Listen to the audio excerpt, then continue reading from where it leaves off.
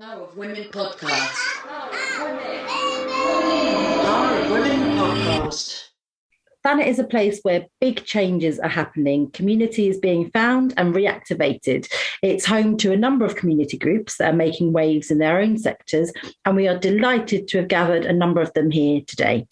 People Dem Collective, Extinction Rebellion Thanet, Margate Pride, POW, Rise Up Clean Up, and unfortunately we couldn't be joined by Everyday Racism or Acorn Thanet today, but we really want to big up the work they're doing too. Welcome, everyone, to the Power of Women podcast. To start, I'd love it if you could just introduce yourself, offer your pronouns, and introduce your organisation, and tell me a little bit about the genesis of your project. So, Vic, if you want to start us off, that'd be great. Hi, I'm Vic, and I am one of the co-founders of People Dem Collective. My pronouns are she, her. A little bit about People Dem Collective. We're a community organisation based in Margate. We came together 9 months before the murder of George Floyd, and came together as as they felt there was a need for us as a collective to try and find a space, all of us had some healing that we need to do in relation to systemic racism. And it was through those sort of gatherings of coming together, primarily healing, sharing, that we felt that that we needed a space for us to be able to profile the work of Black and Brown communities, and essentially try and, change some of the systems that have really, impacted us. And a lot of us were kind of healing from those experiences. After those 9 months of meeting with one another, rest in peace, there was the murder of George Floyd. And that kind of activated us in relation to organising a protest in Margate. And we're currently kind of on the journey of realising a National Culture Centre based in Margate, which will be that space that we kind of needed 9 months prior to the murder of George Floyd, a place of, celebration of Black culture, and a place for everyone to come together and to kind of work out how to, work through the traumas and understand, what that anti-racist journey really is. Brilliant, thank you. Deb, if you could go next, please. Hi, I'm Deb Shotton. My pronouns are she, her. I'm an early member of XR Thanet, which was started by Deb Walsh and Peter Batt a few years ago now. XR's national and global campaigns are known to all of us, I think, as we attempt to raise the profile of dangers of global warming and irreversible climate change. As a local branch, we seek to work with organisations in Thanet which share our aims, such as the Thanet Green Party, Thanet's Open Water Swimmers, Litter Pickers, and the Anti-Airport campaigners, obviously. Thank you. Lolo? Hi, everyone. I'm Lolo. My pronouns are they, them. I'm here representing Margate Pride. We are obviously the LGBTQIA plus community group in Margate, and we produce the Margate Pride Day festival every year, which normally consists of a parade and lots of kind of parties and events. During COVID, obviously, we had to change the way we approached Pride. And what was brilliant that came out of that was a much sort of fuller art trail, a kind of queer arts festival, which is kind of emerging around the Pride Day. So Pride is kind of turning into more of a kind of 2-week period of adventure of kind of queer art, queer identity, queer community. We have legacy projects throughout the year as well, which are focusing on over 50s groups, youth groups. Just done tea time socials with MenCap, and we do other projects like collaborating with the Turner. So we've got our Pride Room in the Turner Open, which we're really proud of, to be visible in that space and be queering institutions as we go. So yeah, we do lots of things. Alana, would you like to go next? Yeah, hi. My name's Alana. My pronouns are she, her. And I co-run Rise Up Clean Up with my lovely friend and colleague, Amy. Rise Up was founded by Amy before we knew each other, just as a response to the amount of litter that was left on Margate Main Sands beach. And, primarily like our function is about litter and waste management within Margate Main Sands particularly, but, along Cliftonville. So, we organise lots of beach cleans, but we also do lots of working with the council to try to find out ways that we can prevent it from getting so bad in the first instance. It's really interesting because it's about litter, it's about rubbish, but actually it's about so many things, and so many people have an opinion on it, especially in Margate, and but there seems to be like a real reluctance to actually do anything. There's almost like a joy in complaining, and me and Amy just don't really have very much patience for that. And so, I think we're about litter and we're about rubbish, and we're basically about being able to see a problem and being like, let's just do something about it rather than complaining about someone else. Yeah. Yeah, absolutely. Get your litter picker, go to the beach. Don't put your rubbish on the beach in the first place. Just don't put it there. But also it's like, there shouldn't be that much, people shouldn't be like carrying, like laden down with so much waste. And actually it links a lot to what the Green Party and Extinction Rebellion will be talking about, because there's so much finger pointing to, it's the council's fault, they don't clear up enough, and it's people's faults, like they're such scumbags for leaving their rubbish. And you're like, but they've got, like, why have they got so much rubbish in the first place? So it's a big question that doesn't ever seem to get any like easier or simpler, but it's something that we're very passionate about. Brilliant, thank you. And Frankie. Hi there, I'm Frankie and I'm from Power of Women Thanet. My pronouns are she, her. We have a festival celebrating and championing women who are local to the area, as well as women who are out from outside of the area, to really raise the profile of women and women artists, to just raise them up and give them a platform. As well as the festival that we do each year, we also have community work that happens more throughout the year. Lots of these projects lead up into and take part in the festival as well. And our real focus is to become more of a community organisation, which is really more rooted in the local Thanet establishments. So we're really trying to get into libraries and community spaces rather than your traditional art spaces on their own. And that's to make sure that arts are for everyone, and it's not for people who already feel comfortable with it, but growing that community to be wider and larger. Brilliant, thank you. I'd be really interested to find out how you've all found the community response to your work. Did it take longer for people to get involved than expected, or quicker even? It would be really interesting if you could talk on that a little bit. I think for People Dem Collective, the community has been, the response has been brilliant, and I think, there's been a number of reasons for that, because a couple of things, actually. The work of a co-founder, Kelly Abbott, she had already established sort of a community WhatsApp group, which had been running for, I think, at least sort of 2-3 years before we even came together as a collective.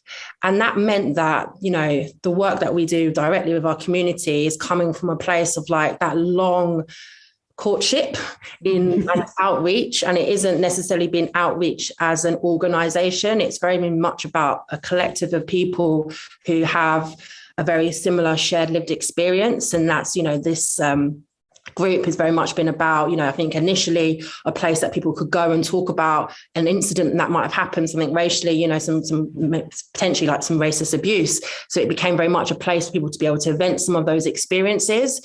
And then it's kind of evolved from that to, people being able to use that space to tell people what's happening within their community, even to be able to share a meme. So it created this kind of like ecosystem before we even kind of came out as an organization, where we were already really connected as a collective before.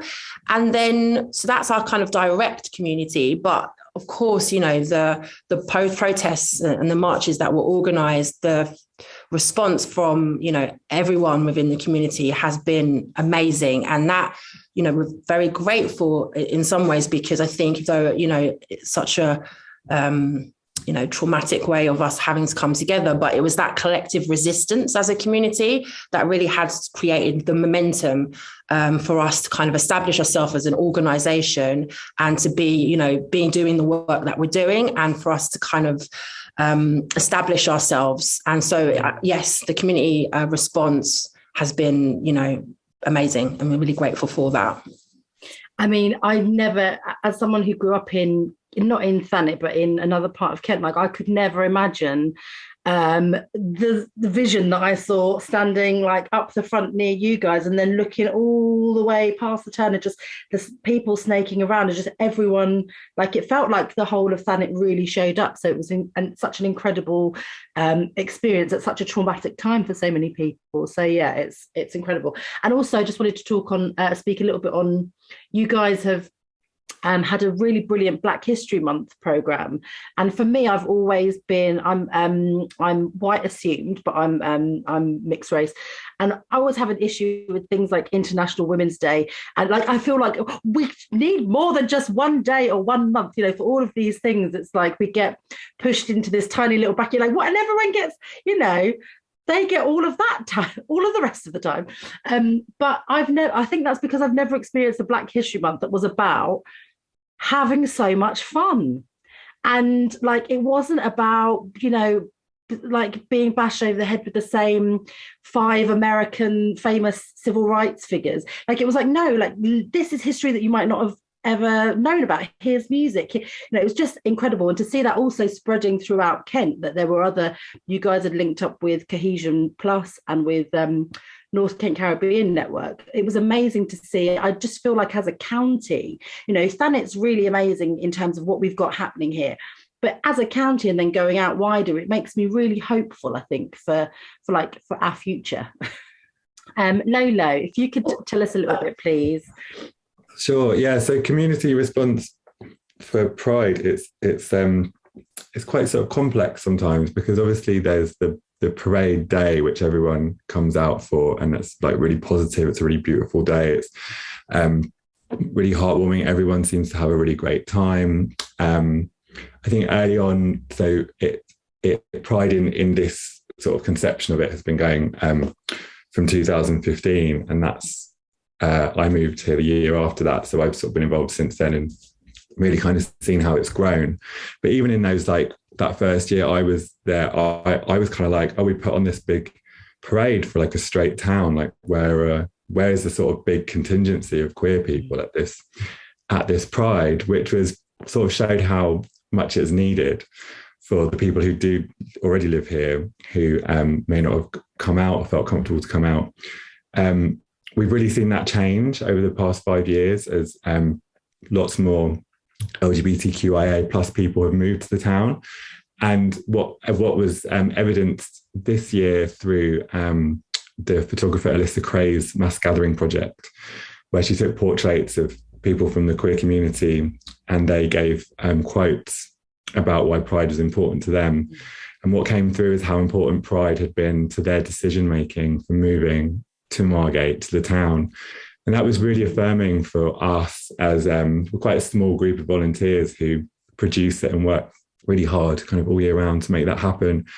And knowing that the impact, sort of having this like tangible archive of the impact that the Pride has had, and sort of sticking with it and making it grow and bringing like a really interesting program into the town, and platforming local people as well, and creating space and opportunities on it's got quite a centralized part of the year, but actually did have these kind of big ramifications and effects. So in that way, yeah, the community response, it's sometimes harder to gauge, but actually as the community grows, we know that part of that is a response to the sort of success of our Pride. And also quite a lot of queer people have a stigma towards Pride because it's so corporate. So like coming from a major city like London, like a capital city, lots of people, my experience as well, growing up like not feeling connected to Pride, and being in a smaller community where you can be so much more involved and it's more DIY and it's not corporate, branded, sponsored. It's really about kind of forging friendships and being able to get involved with different things, even being part of like the fundraising, you know, going to quizzes and seeing these like hilarious events take place. It really does foster community and create connections. So community response is positive. It's something we're always working on and trying to improve. It's not just a given that we get things right all the time, but in general, it's a great thing. And the Mixed Margate pageant, can I just say that whole day was so, like, the vibe was just, it was so lovely. It was beautiful. Everyone was out, like the sun was out. It was such a lovely vibe. Like, you could see how excited people were just to be there and just to all be together. So yeah, it's incredible. And I just think how the Pride parades and the Pride celebrations have changed so much. I've only been here for like 5-6 years, but it's incredible to see it growing year on year. It's wonderful. Yeah. So thank you. Deb, can you tell us a bit more about Extinction Rebellion and what's happening in Thanet? Yes, poor old Extinction Rebellion. I'm afraid it suffers in the public eye somewhat. We find it very difficult to get well received. People don't like obstruction. And we're faced with this situation politically as regards Extinction Rebellion, where our ideals are to go and blow up pipelines.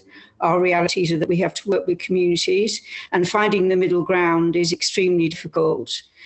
We do things like sort of tree planting very visibly, which we think is agreeable. But if we put up an Extinction Rebellion sign saying, you know, XR was here, it gets torn up, used as a dog pooper scooper, you know, whatever people see fit. So we do have that problem with appealing to the community.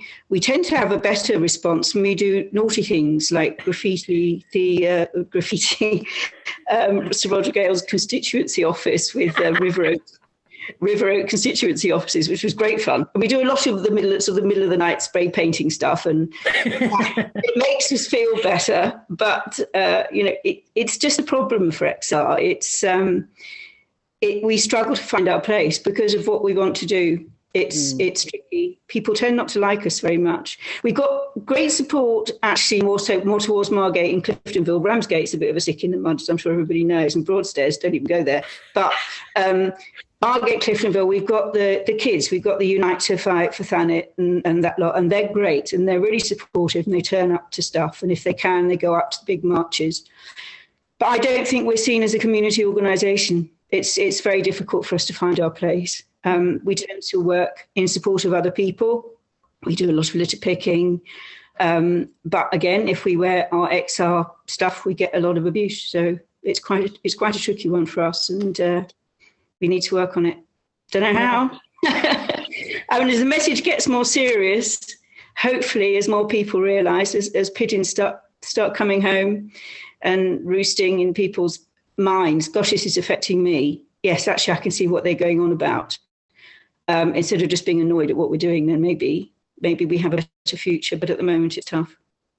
I feel like the penny's got to drop on a wider scale soon. I don't know, maybe it won't, but I'm sorry that you guys, even when you're just out helping another group, that you're getting abuse and stuff. That's just, I think people think, get out of our grills. We don't want this. We don't want to see the representations in our community of this gluing ourselves to roads, gluing yourselves to trains, disrupting traffic. You're just getting in the way. What about the ambulances? This is the rhetoric, and the press obviously just love it. They lap it up all the time. So we're on a double blind, really. As you say, the pollution caused by grouse moors across the country, absolutely immense, bigger than traffic.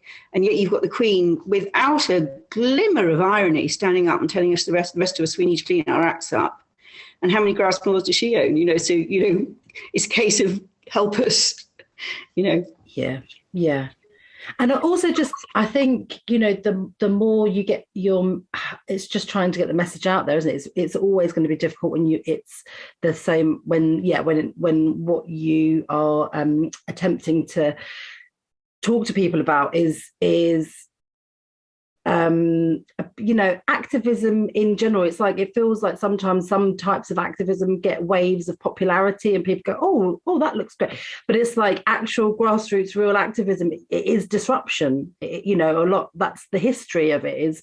And we've got this incredible, we've got a really incredible history of people like the Levelers and the Chartists, people who really, disrupted everything to make change. But the way that those things then get taught to us about, in terms of if they get taught at all, is always a very like glamour, like kind of glossed over version, rather than the truth, where people were making things hard for the people at the top, and then they had to succeed. But thank you so much, Deb. Frankie, can you tell us a bit more about the community response to Power Thanet, please? Sure. So we've essentially the whole of the festival is a community. It is a community festival because all the applications, all the submissions come from local residents. Some from further afield, but largely they're from local residents and they make up the festival. So we've got a great community response because every year we manage to curate a festival, I should say. And the festival has grown year on year. Our audience has got bigger year on year, which makes us see that we are engaging with more and more. However, the more, I'd say the more long-term residents of Thanet are the people that we are really keen to reach out to. And that takes a more sustained approach and longer-term projects that go out into the communities and work with people within them, as opposed to asking people to come just to us and come along to our festival. It means us going out into the communities and delivering, for example, youth outreach projects where we deliver some arts workshops and then tell them a bit about the festival and what the purpose of the festival is, which is, of course, to promote the women and equality within gender balance, basically. We've tried last year, actually this year, the March 2021 festival. We've also gone online, and that was forced by COVID. Our hand was forced, but in fact, we're finding that that's also another way of accessing communities that may not be able to come along to our events in person or have accessibility issues. So that's another way of reaching our community. We had a BSL interpreter. So again, kind of widening our community reach as much as we can by making the work that we're doing as accessible as possible in its various formats. So whether that's going out to meet community groups, whether that's making the work accessible to people in their homes, and also, being able to reach people who are hard of hearing or have got hearing disabilities. So we're striving, that's always our strive, to get more community based, kind of get our roots down into the community, because that's what this whole organisation is about. It is called Power Thanet, so we definitely want that as a real big part of what we do. One of the other steps that we took last year was we had an initiative called Community Programmers, and we sent out 1,000 randomised letters to invite women to become part of a focus group and let us know what they would like to see in the festival. And that's to make it not us creating a festival, but again, getting ideas from our local community women of what they want to see, and making sure that we're not just listening to our echo chamber of voices and our own particular voices, but making that broader. So we're always striving to make our community work and reaching our community a priority. Amazing. Thank you so much. Thank you. And Alana, can you tell us a little bit about what the response has been like for you guys, and if it was a quick response or if it's taken a bit of time to get the crowds coming? I'd say as is quite often the case, there's a few different answers. The first thing that comes to my mind in terms of just like direct community response is people, when the beaches are full of rubbish, oh my God, people love us. They go, absolutely. Like, we get so many amazing messages, so much like support on social media, like so many people turn up. But like the day to day is like, it's a bit slim on the ground. And I mean, like, that kind of makes sense, doesn't it? Like, you go like when it's like needed, but yeah, it kind of peaks and troughs a lot. I think one thing that's been really, really good for us is that we had really nice branding. And I'm from an advertising background, and I think I have fallen into a state of like taking a good brand identity for granted. But I really think it has helped a lot. I think that it has helped people be more supportive than they would have been otherwise. And also, it's really made the council pay more attention to us. And I find it really weird, but just because it's a formal organisation rather than an individual person, they just listen more. Yeah. Even though I'm just like, it's still just two of us. Like, we're just, but if it's coming from Rise Up, it carries a bit more clout, which I find interesting and also like super advantageous. And it's amazing how we are seemingly able to have conversations with the council that other groups have tried to have and aren't able to have. But again, I think that's actually a lot to do with the way our approach, is trying not to be finger pointy and a bit more about just trying to find a solution rather than throwing blame around. But I digress. But yeah, the community response has been, it's really good. To be honest, I think the thing that we really need to do more than anything is we need to get some funding so that we can spend some more time on this, because we want to do more. We want to spend more time engaging the community, because our purpose really is like, when you think about all the work that Extinction Rebellion do, like litter picks on one beach in Margate are not going to have a massive impact on the amount of rubbish in the sea, and that's just like a drop in the ocean. To the kind of wider extent of the problem, what we want to do is to be able to show people that we can create a behavioural change in one community to begin with. A diverse community, like, Margate is super diverse. But we can come together like on something so kind of simple. Well, we all need a planet to live on. So right? It's all of our problems. And when I first started, like, I still go around with my litter picker sometimes when I've got my baby out for a walk, and I'm just like with my litter picker, and I can see people looking at me, and I'm like, yeah, I don't know when I became that person, but I have. Good on you. Well, and I feel like such a busybody sometimes, and I'm like, oh God, it does make me cringe a bit, but I'm just like, it shouldn't be that nuts. Like, there's rubbish there. Like, just pick it up. Like, just pick it up and put it in the bin, and then it's not there anymore. So yeah, we definitely get a couple of like weird looks. I think what's really funny is actually when it's busy on the beaches and we're clearing up around people, is 99% of people are like, oh man, thank you so much. Like, oh yeah, well, they don't get up and join in. They're not shamed into helping. People with kids are like right on it. Yeah. And a lot of young people are really into it. But then you get like, the 16, 17-year-olds who are just getting really leery, and they're just like, what are you doing, you idiots? And like, I've had girls like literally just laughing at me, just being like, what do you think you're doing? And I'm like, I'm just trying to clear up, mate. Just trying to save the planet for your future. Just do my little bit. And they're just like, idiot. And I'm like, yeah. Bless you. Well, I should tell you that my 10-year-old niece asked for her last birthday, asked for a litter picker. Yeah. And I think that's definitely because she sees litter pickers around. Oh, that's so good. Well, that's it. Like, it's just normalizing it, isn't it? Like, it isn't that crazy. No. But like, I think it's the way people think is just endlessly fascinating. Because like my mum and dad are obviously older than me. And in their generation, they're just like, you're picking up litter. And I'm like, yeah. And they're like, other people's. And I'm like, well, Yeah.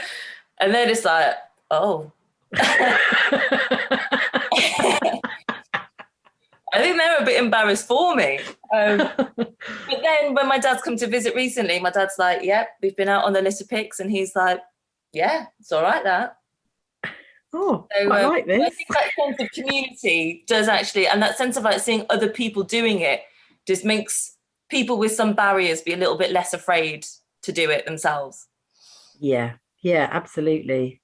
So one thing I would like to kind of get your views on really is how we engage people in grassroots. So, you know, in Thanet, we're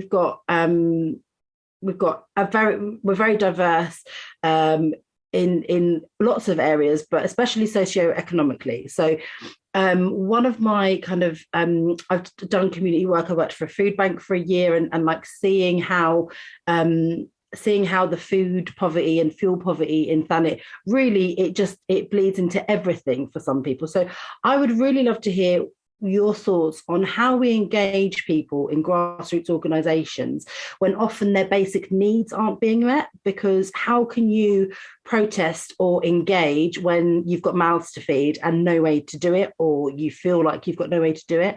And is this issue something that your organisation is considering tackling or, you know, thinking about really? So I think it really comes to, I think one of the things that People Dem Collective are really passionate about is looking at lived experience. And I think when you tackle it from that perspective, you get a better understanding of that intersectionality, and realizing that actually sometimes what I think is key is that there isn't necessarily one approach for everyone. And I think, unfortunately, for a lot of the time is that's kind of, we're doing community work and there kind of is that feeling of like there is a blanket way to approach people.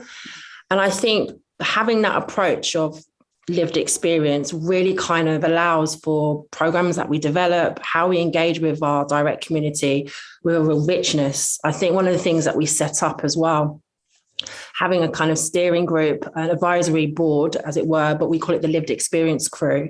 Made up within that is, you know, from age of, I think it's 7's our youngest member, all the way up to, I think, eldest is 71. But within that is a real diverse group of people. And it's based, their recruitment was based on their lived experience and creating an opportunity for us to kind of create value to that.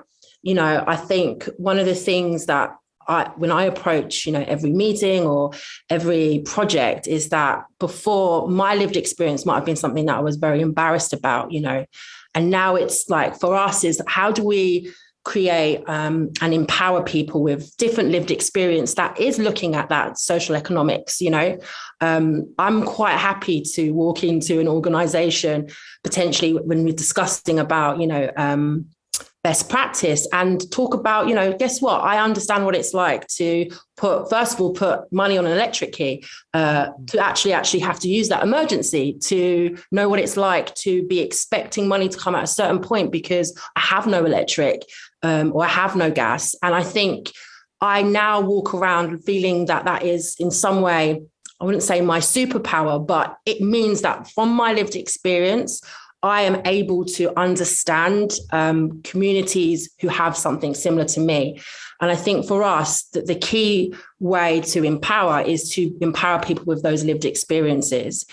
And I think this approach means that we have a way of communicating and the language that we use, our approach, not, you know, a bit like what Frankie was saying, not expecting people to come to us, I think is really key. It's, you know, knowing that you're not, you can't just kind of sit on your laurels and kind of wait for people to come to you. It's really important for us to get out there. But most importantly, it's who is doing this who's having that conversation? Who are you putting in front of these communities? Because I think when you tackle it like that, and you tackle it with lived experience. And, you know, when I say lived experience, that's not about necessarily black or brown. That's for everyone within this, you know, kind of lineup of amazing community organizations. The results are just so much different. You know, if I'm able to talk about my lived experience and be chatting to a young person, for example, and say, yeah, oh gosh, I had imposter syndrome, or, and explain about my own journey and, my experiences, and they can relate to it. It means that whatever you're trying to engage them with, whether it's a program or getting them involved in something, they can come halfway there, because they're like, oh, you look like me.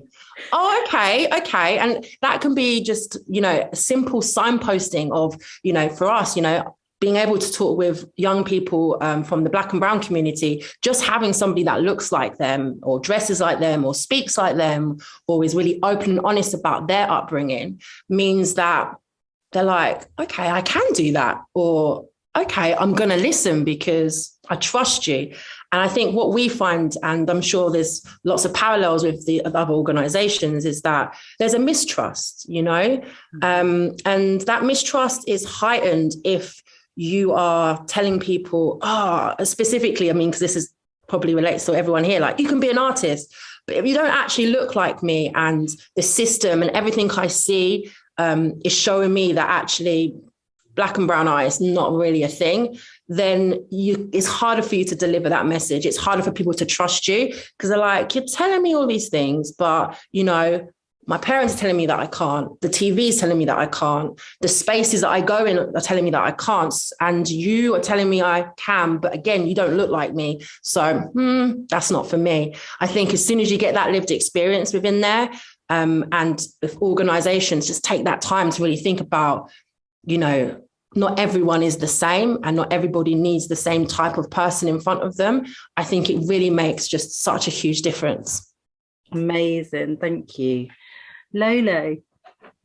Hey, yeah, I think with Pride, what we really try and do is like improve and affect through visibility. So enhancing the visibility of LGBTQIA plus people in Margate and in Thanet, which we do through events, which we do through exhibitions, interventions.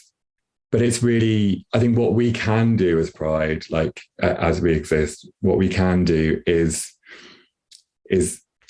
try and create a safer space within the town for people to come out and embrace themselves fully and feel like they can be lesbian, gay, bi, trans, queer, asexual, and proud of it, and talk about it in a way that they see us talk about it, share things on social media.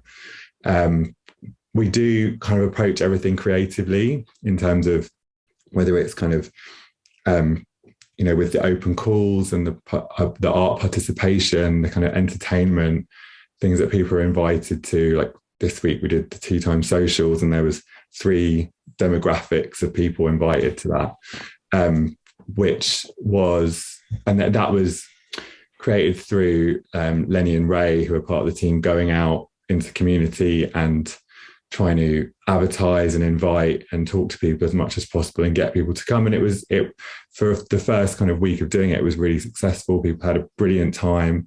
It showed us that there's so much more need for it to try and do it kind of regularly, could create spaces, especially for younger queer people, which is a really sensitive demographic to connect to as well, obviously, because if they are need a certain amount of safeguarding, or if they have issues at home, they can't they don't fully understand their identity yet, but spaces that we create can help them on that journey. So yeah, I think what within this whole kind of intersection of all the things which affect our lived experiences, our backgrounds, our kind of economics and ecologies that we sort of struggle with or challenge with or are privileged with, what Pride can do is be visible, be present, and create spaces where people can come, hopefully feel welcome, see themselves, find out about themselves, participate, collaborate, find networks, find family, find groups. It is very one-on-one. Like we just did like a drag clothes swap the other week in the Arts Club, which is just so we could exchange drag, and we had a very young person come with their parent who was trans and autistic, and it was so brilliant to have them there and chat to the parent, and also chat to the young person who was able to take away all these amazing clothes that they, were just kind of quite sort of bewildered by. I'm sure they had a great time, like going home and trying them all on. But it is really intergenerational in that way, Margate Pride, and that's a really beautiful thing. So yeah, it's definitely visibility, creating space, and hoping that for that's sort of what the best we can do now. We would love to do more, but right now that's what we're doing, and it's working. Yeah, well, it's creating that network, isn't it? It's always creating that network, and that, like you say, that place where people can come to. That's incredible. Thank you, Lolo. Deb. Yes, once again, it's the poor old XRs bringing a message people don't want to hear, and we can't have a lived experience. I haven't been on a planet that ended, so it is. I think we certainly in Thanet need to evolve a different message, which is why we're sort of piggybacking quite a lot with the Green Party, anti-capitalist, pro-minimum, pro a universal income, take that poverty out of it, get money into poor people's hands so that it's spent locally rather than going to the knobs and buzzing off to the British Virgin Islands. That sort of message, which hopefully people can understand and can link to. We're trying to work harder at formulating how we get that message across to people, that the system at the moment is broken. And if they're in a bad place, that is why. It's because the system's been against them since the Acts of Enclosure. And it's a long, long time ago. And we're trying now to sort of bring that into focus and get people to focus on that. But it's an incredibly difficult message. It's incredibly difficult to reach out. Kids have got a lot of climate anxiety, but they're very scared of it. And they're embarrassed by the sort of direct action that XR promotes. And litter picking, a fantastic thing for us to join in with. And, it's super, super important because it is on the small scales that big things happen. And then you get popular people like Surfers Against Sewage and people like that who can carry the same message we carry, but they do it with popularity. So I think Extinction Rebellion just has to evolve, maybe at a community level, whilst holding its main message. And eventually people are going to say, oh, yes, you did tell us, you were right. But at the moment, it's really hard. I'm sorry, I'm very gloomsome, but it's just really difficult facing the thing that we're facing, to realise that actually people can't change their lives to the extent that they have to, or aren't allowed to change their lives to the extent to which they have to make it work better for everybody. Yeah, I think it's important as well because it's a gloomy subject, but we shouldn't be afraid of talking about, that. I think a lot of these issues come when we're afraid of talking about the hard stuff. Like there's difficult conversations in so many areas of all of our lives and our society that have to happen, and we shouldn't be afraid of it. And the more we talk about these things, the more we can be called to action, the easier it is to work together, so don't worry, your doom and gloom is welcome here. It's necessary.